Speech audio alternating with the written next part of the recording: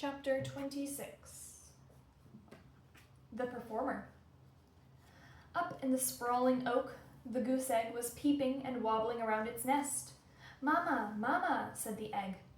"I'm not your mother," said the robot. The egg continued peeping and wobbling until nightfall, when the gosling inside settled down to sleep and the egg became quiet and still. The robot was about to settle into her own kind of sleep when she heard something in the underbrush below. Roz peered down from the branches and saw weeds rustling in the moonlight. A creature was crawling past, but the creature stayed low, hiding in the darkest shadows, so Roz couldn't see who it was. Roz wasn't the only one watching. A pair of furry ears rose up behind a log. The ears belonged to a very hungry badger. He lay in wait as the shadowy creature came closer and closer, and when the time was right, the badger pounced. You might expect a creature under attack to run for her life, or to defend herself, or at the very least to scream, but when the badger pounced, this creature just rolled onto her back, stuck out her tongue, and died. Not only was she dead, she was rotten, and the badger's face twisted with disgust. Blech, what a stench! He pawed at the stinky corpse a few times, and then gave up. "No thanks," he grumbled to himself. "I'd rather eat beetles." And the badger hurried off to find a less disgusting meal. Had that mysterious creature been frightened to death? And how could her body possibly rot so quickly?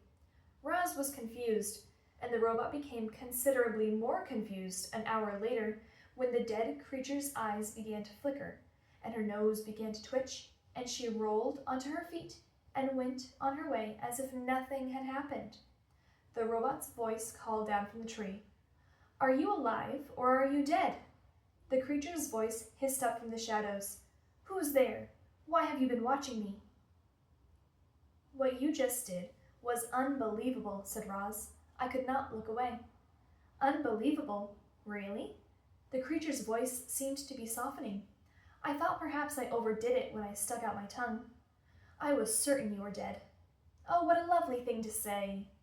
"Were you dead?" "Oh, well, of course not. Nobody can actually come back from the dead. It was just an act." "I do not understand." "It's simple. I knew that if I played dead and really laid it on thick, that old badger would be so disgusted that he'd run off. And that's exactly what happened. We opossums are natural performers, you know." "So, you are an opossum." Roz's computer brain quickly retrieved any information it had on opossums.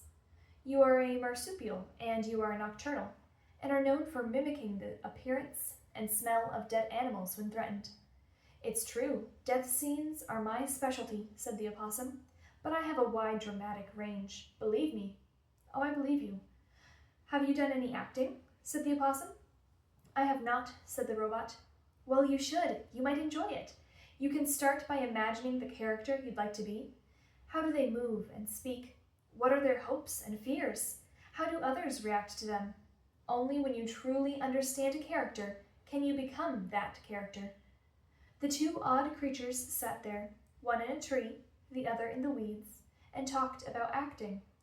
The opossum went on and on about her various acting methods and her triumphant performances, and our robot absorbed every word.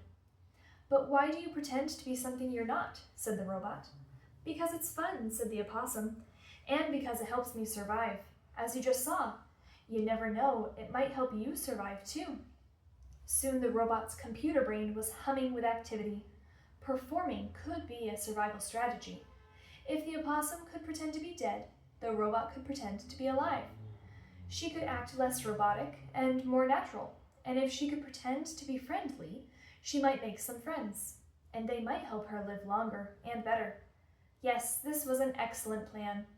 Roz wasted no time and spoke her next words in the friendliest voice she could muster. "Madam Marsupial, it would be a great honor and absolute privilege if you would kindly inform me of your name." Roz's friendly demeanor needed some work, but it was a start. "Yes, of course," said the opossum. "My name is Pinktail. And you are?" Leaves gently shook as Roz climbed down from the tree. "It is a very lovely pleasure to make your acquaintance, my dear Pinktail." A moment later, The robot stepped into the moonlight. My name is Roz. Oh my, the opossum gasped. You're the monster. I'm not a monster. I am a robot, and I am harmless.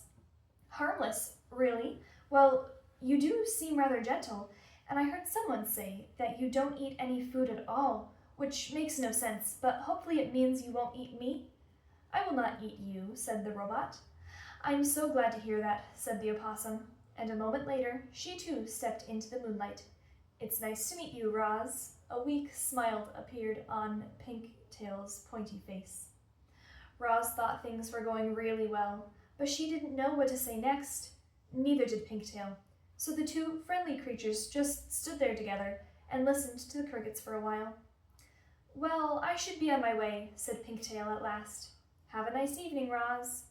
Have the nicest evening, Pinktail. I shall look forward to the pleasure of encountering you again in the future. Soon, I hope. Farewell. With that awkward goodbye, Pinktail slipped back into the weeds, and Roz climbed back into the tree.